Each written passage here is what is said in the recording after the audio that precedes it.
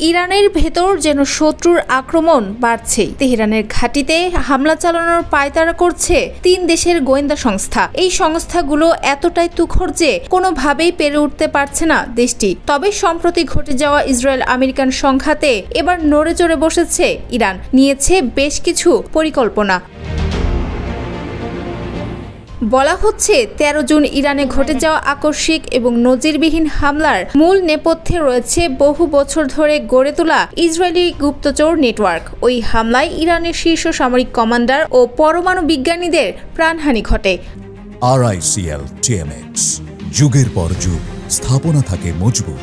হামলার পর ইসরায়েলি গণমাধ্যমগুলো খোলাখুলি তাদের গোয়েন্দাদের দক্ষতা ও সফলতার প্রশংসা করে জানায়, ইরানের নিরাপত্তা কাঠামোয় অনুপ্রবেশ করার ফলেই এত নিখুঁতভাবে হামলা চালানো সম্ভব হয়েছে।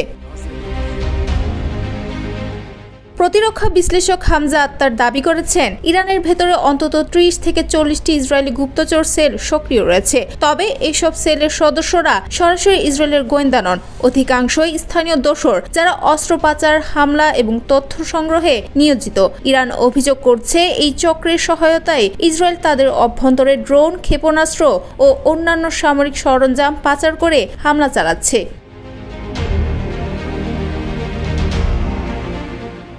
ইসরায়েলের এই হামলায় মানব গোয়েন্দা, হিউম্যান ইন্টেলিজেন্স ও কৃত্রিম বুদ্ধিমত্তার AI যুগল প্রয়োগ নতুন মাত্রা যোগ করেছে।